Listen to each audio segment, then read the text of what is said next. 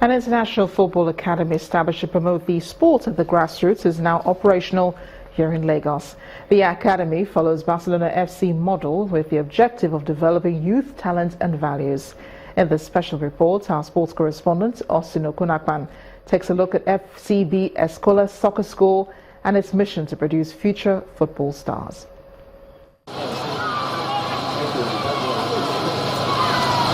They are young, but they have big dreams. These kids dream to play football and someday become superstars like these professionals, particularly this guy, Lionel Messi. Well, the FCB Escola soccer school in Lagos, a football academy operating with Barca values, can turn those dreams into realities. It's the first school in Sub-Saharan Africa, here in Lagos, and the objective is to explain how we train in Barcelona, to show to the Lagos players or to the Lagos kids which is our methodology and our way of training. Under the supervision of Bernat, this academy have trained coaches who are committed in ensuring these upcoming stars become superstars. The school isn't just for boys. Iman is just 12. She trains with this group known as the Infantiles. She loves football and doesn't mind going through the learning process with the boys. It is a very good school. It improves your skills, and I've really learned a lot of things from here. You think you're going to play football professionally? Yes. FCB Escola Soccer School is barely 2 months in Nigeria and already making remarkable progress.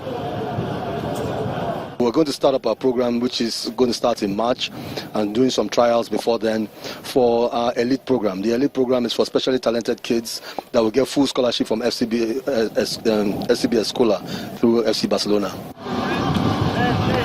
And since football promotes inclusion, these kids will gladly make new friends while playing the beautiful game, and they believe that should be the standard.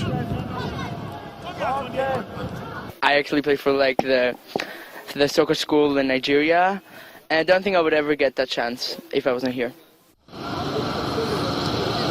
One of the guiding principles of the FCB Escola school is to teach Barca values, and that's what these guys are learning as they go through the basics of football. Yes, it is still young in the country, but let's monitor this project closely, because with a platform such as this, under the guidance of the admirable Barcelona Football Club of Spain, some of these guys might just find their way into the Super Eagles of Nigeria.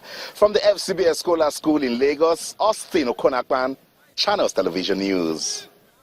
Pay on our shores now. Roger Federer has beaten Rafael Nadal in 5 sets in the Australian Open Championship decider. Federer captured his 18th Grand Slam title and his 5th Australian Open crown with a 6-4, 3-6, 6-1, 3-6, 6-3 victory in 3 hours 37 minutes. He hit 73 winners, including 20 aces, and won 76% of his first service points. The win marks Federer's first Grand Slam championship since 2012, taking him to 18-10 in major finals.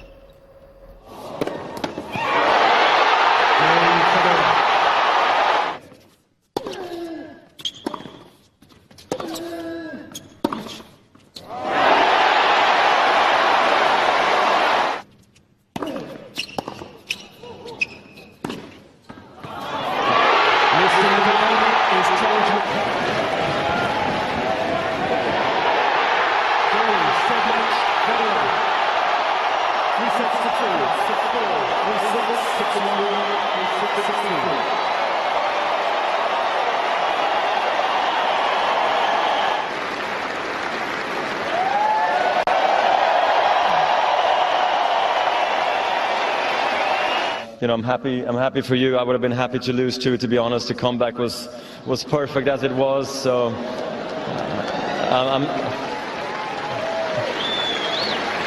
tennis is a tough sport. There's no draws, but if there was going to be one, I would have been very happy to accept the draw tonight and share it with Rafa, really.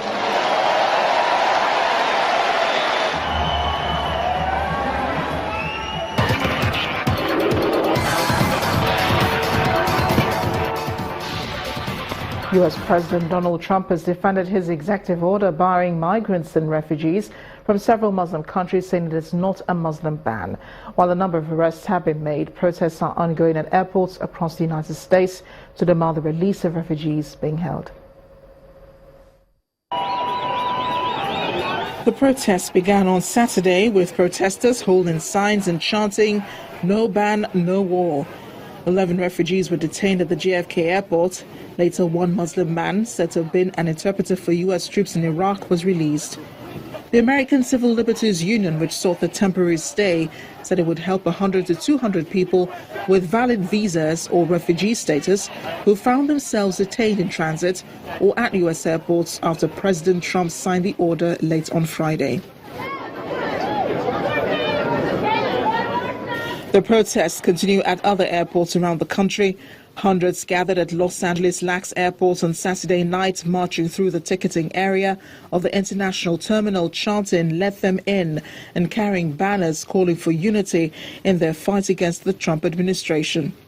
Early on Sunday, a U.S. judge issued a temporary halt to the deportation of visa holders or refugees stranded at airports, granting temporary reprieve to the immigration crackdown. We believe this executive order is clearly unlawful. What we said to the judge is we understand she may need time to figure that out, to block the removal of everyone nationwide who's been caught up in this unlawful executive order.